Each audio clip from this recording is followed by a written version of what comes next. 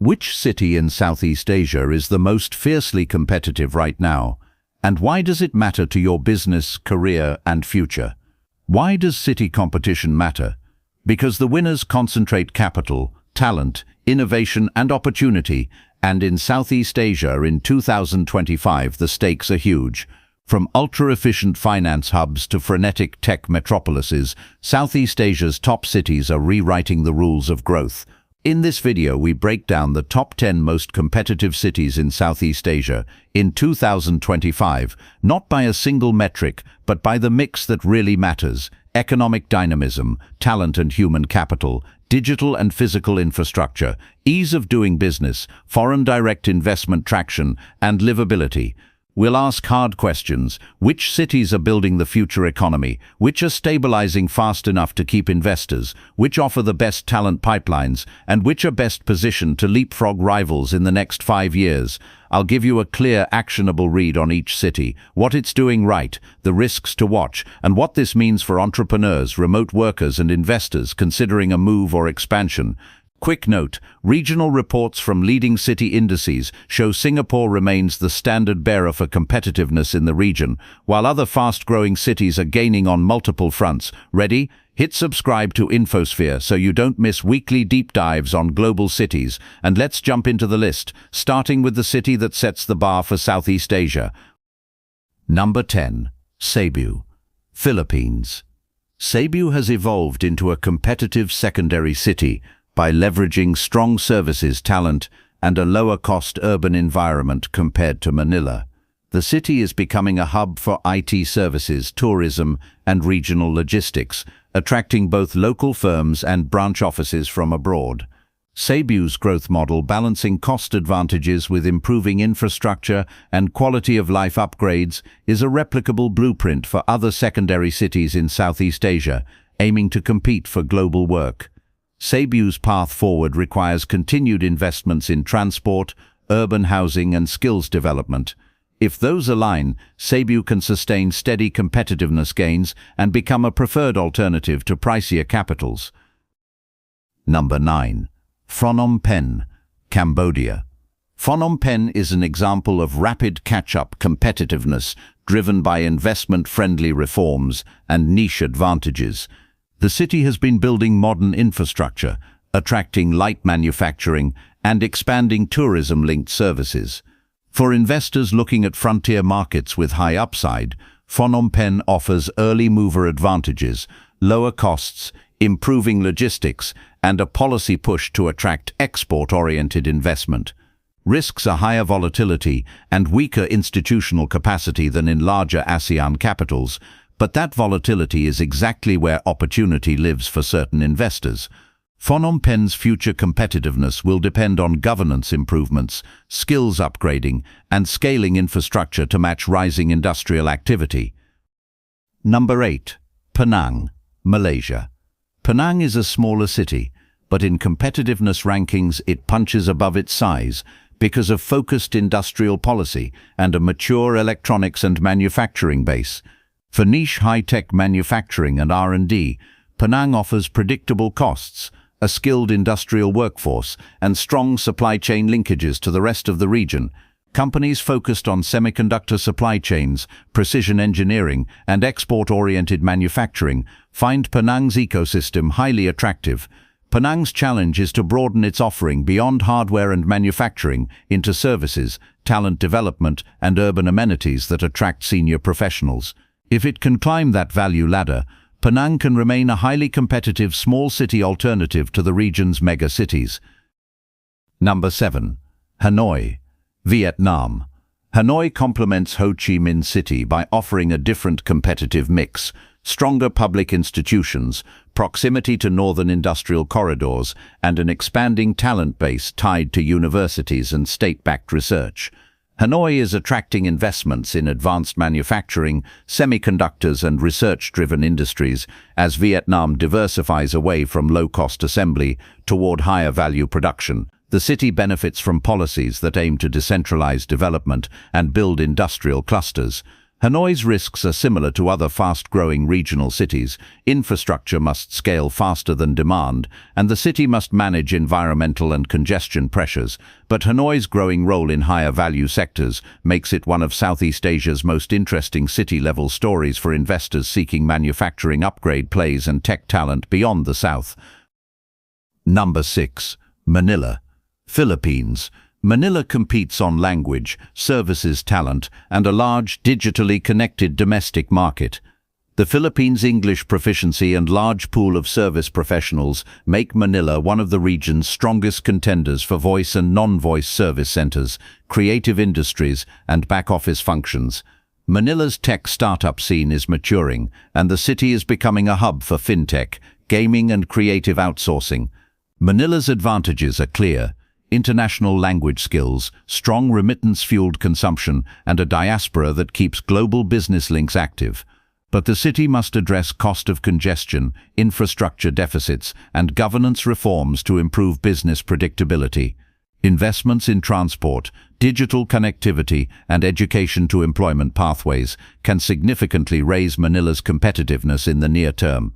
For investors focused on talent-driven services and consumer-facing tech, Manila offers a compelling mix of human capital and market growth, provided urban bottlenecks are tackled with urgency.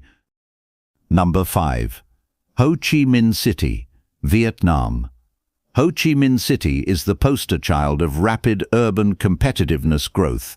Vietnam's reforms, combined with strong foreign direct investment inflows, have turned Ho Chi Minh City into a manufacturing and tech services magnet.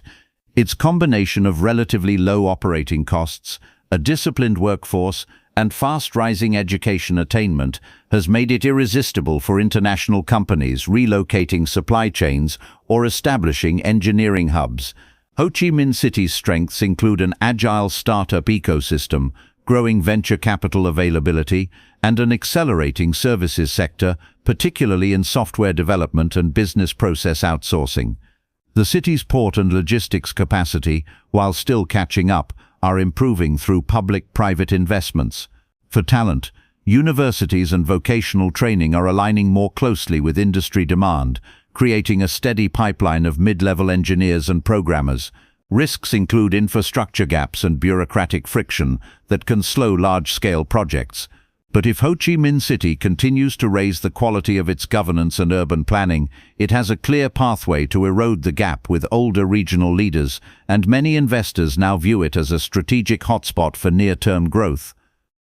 Number 4. Jakarta, Indonesia. Jakarta is the engine of Indonesia, a market too large to ignore.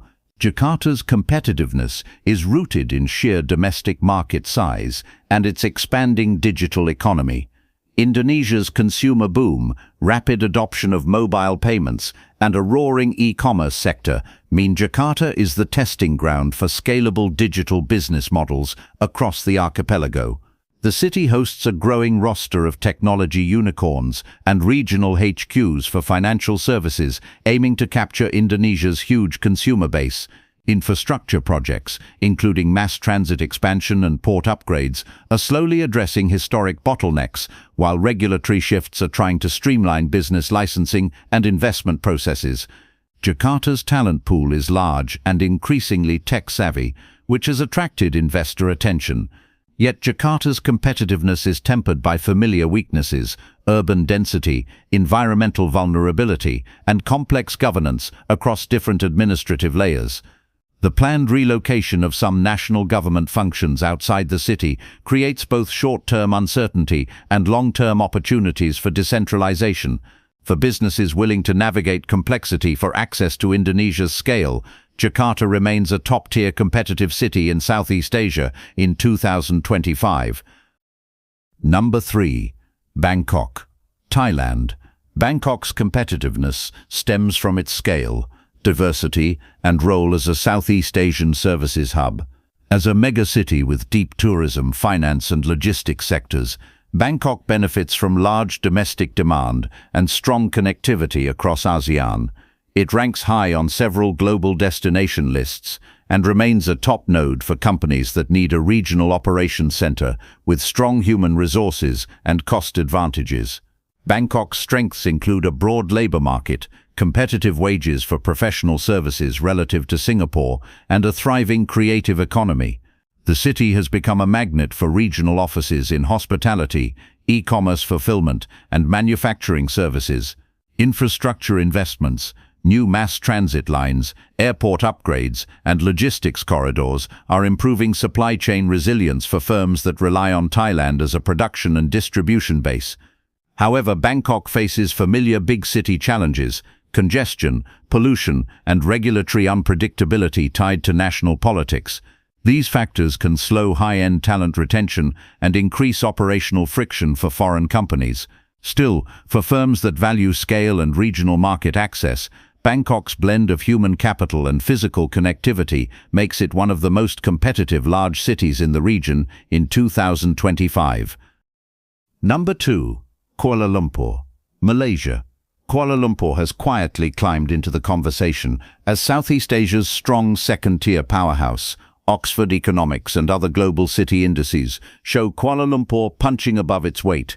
A competitive business environment, growing digital services, and an improving quality of life for mobile professionals. KL's advantages are structural: solid physical connectivity, attractive corporate incentives, and an expanding pool of bilingual talent. Malaysia's focus on high-value manufacturing, digital economic zones, and a favorable tax and incentive regime for tech investments has helped Kuala Lumpur attract regional headquarters and shared services centers. Compared to the largest regional capitals, KL often offers a lower cost base, while delivering many of the same institutional supports, a strong proposition for multinational corporations, optimizing for cost and access to skilled labor. The city's tech ecosystem is growing. Local startups attract both domestic venture capital and interest from strategic corporate investors in the region. Urban improvements, from transport upgrades to new mixed-use developments, have also made KL more livable for expatriates and digital nomads. The risk to KL's climb is political and policy continuity. To sustain momentum, it must continue improving governance, reduce bureaucratic friction for new firms, and scale up higher education ties to industry. If it can do that, Kuala Lumpur will be a top pick for firms wanting a regional hub with a favorable price-to-quality ratio.